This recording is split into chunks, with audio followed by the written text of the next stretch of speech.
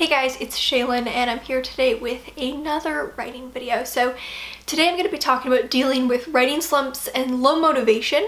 I thought that this would be a good follow-up to a recent video I posted on self-care for writers, since I do think that these are somewhat intertwined topics. This is something I definitely do get questions about a lot. It's something that a lot of people deal with and it is totally normal. I don't know a single writer, and I know a lot of writers, guys, who haven't dealt with periods of creative drought, creative slumps, writer's block, low motivation. Pretty much every single writer I know struggled with this, especially at the start of the pandemic, or still is at this point. It's a really common thing to deal with, feeling like you're not feeling up to writing, not feeling like you want to write, not having motivation, or just feeling creatively drained. Almost every single time I get one of these questions, it ends with the phrase, "Maybe I'm not a real writer." And let me tell you, if you are dealing with low motivation or creative slump, you're 100% a real writer. Every single writer I know deals with this. It is normal and it can suck. It's not that real writers are out there never facing any issues, writing perfectly all the time.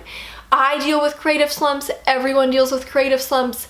It's super normal. And to be honest, if you hear people say that they write huge amounts every single day, that person is probably lying or exaggerating.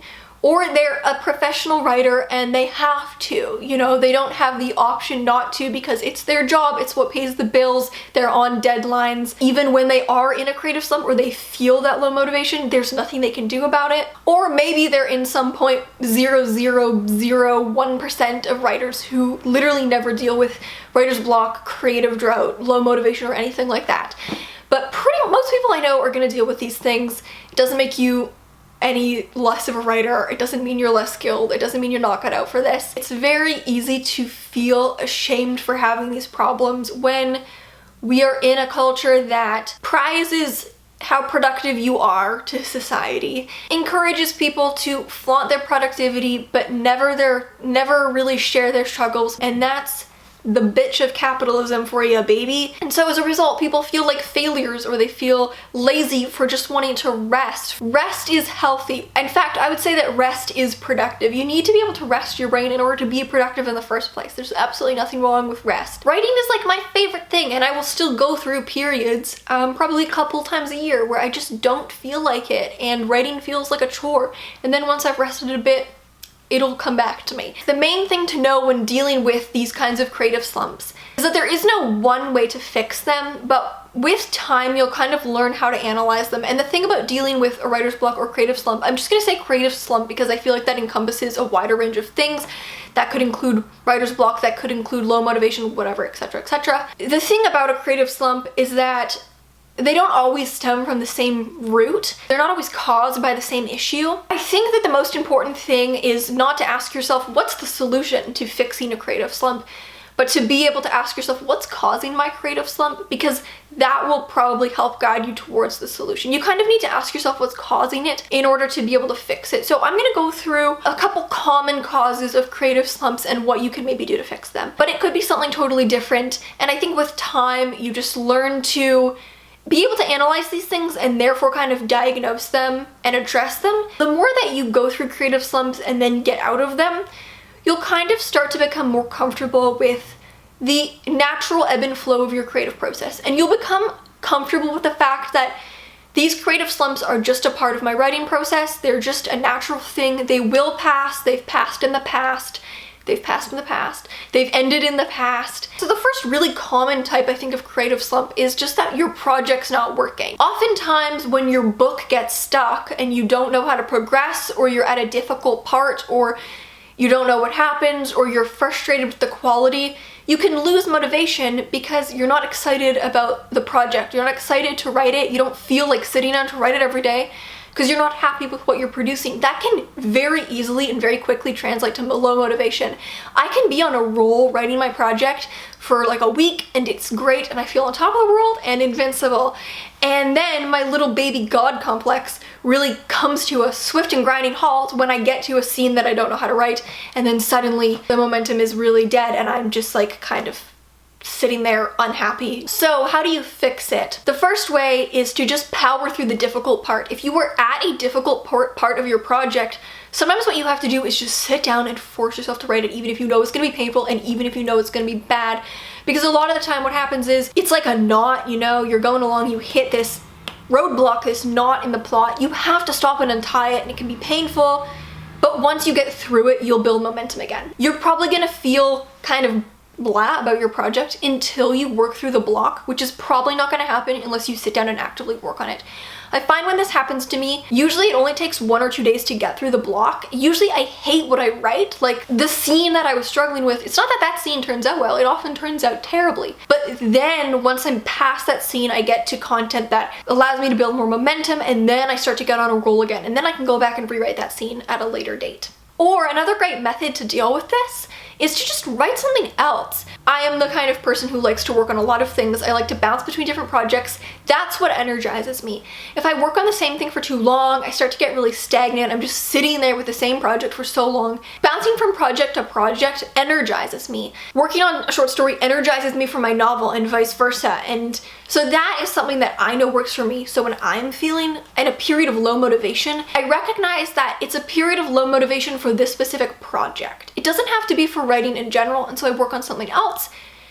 And then when I feel ready to, I come back to whatever the thing I was struggling with later. The second very likely option for a creative slump is quite simply that you're burned out. Creative burnout can be a very real thing. It has happened to me on a couple occasions. Usually it was from school. I haven't really had a terrible burnout just from pushing myself too hard, because I usually wouldn't do that unless I had to, and sometimes I had to when I was in school, and it caused creative slumps. And guess what? They sucked. When I was in school, I wasn't able to manage my schedule based on my own creative flow. It had to be based on deadlines, and so there were a couple times where I had bad burnout. My recommendation for dealing with burnout is to take a break as soon as you recognize that you're starting to feel burned out. Don't keep pushing yourself unless you have to, like I sometimes had to for school.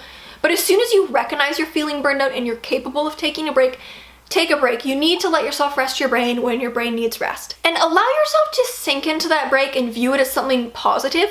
Don't spend your break from writing feeling like you should be writing right now. If you spend the whole time feeling guilty, you won't really recharge. Allow yourself to feel that the break is actually a productive thing, it's a positive thing. Consume other media in that time, read other books, watch some shows.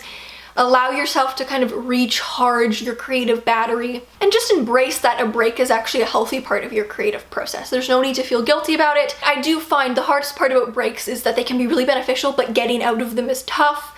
So I would usually set an end date for my break when I began. Like, I would say, okay, I'm gonna give myself a week off, and if I still feel like I need more time at the end of the week, I'll reevaluate. And then at the end of the week, I'd reevaluate and go, okay, maybe I need a couple more days. In a couple more days, I'll go, okay, how do I feel now? Okay, I'm gonna get back to writing. Because if the break is, if you go in being like, this is my indefinite break, sometimes the break can become indefinite and it can be really hard to get out of. So the third very common thing that can happen is that there's just something completely non-writing related going on in your life. I think this is why a ton of people had bad creative slumps at the start of the pandemic, because guess what? There was a pandemic going on.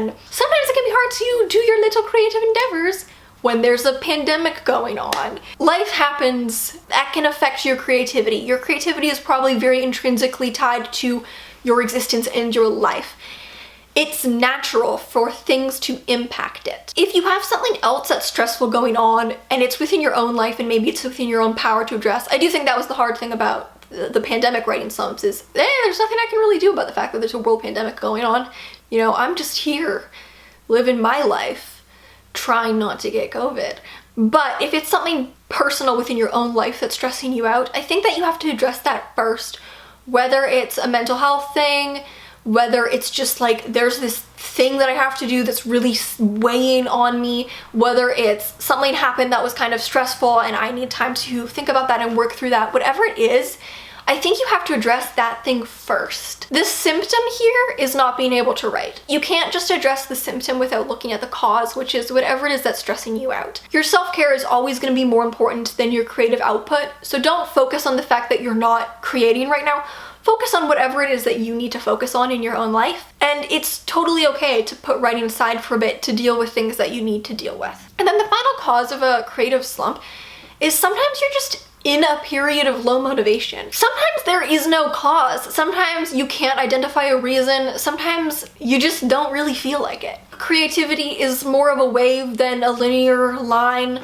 It ebbs and flows. Sometimes you can't explain why you're in a creative slump, and that's okay. Like I said at the beginning, the more you come to accept that these creative slumps or periods of just low creativity or low motivation are just part of my writing process, the more they won't stress you out, because you'll know, okay, this will pass like it always does. I know my creativity goes like this, where I write a lot for a bit and then I need a bit of a break. And so for me, when I get into a little bit of a break, I know it's not really anything to be concerned by, because it'll pass in about a week. Sometimes you do just have to wait it out. Sometimes there is no obvious solution, but this is just a normal creative phenomenon, and sometimes you don't have to fight it, and it's okay. With time, you'll either find strategies that can help you get through periods of low motivation, or you'll become more familiar with your own creative patterns, so when you get into one of these creative dips, it's not really a concern, because you know that it will pass, because it always does. And so it won't really be something to concern you that much. So that is all I've got today for this video on managing creative slumps. They are certainly no fun, but they are like the name of the game. I think everyone deals with them. They pretty much happen to everyone for a variety of reasons. We are not static creatures. I will leave some related like pep talky or writing philosophy, self-care type videos that I've done in the description. Thank you so much for watching. If you have any questions, you can always send me an ask on Tumblr, and I'll see you in another video. Bye.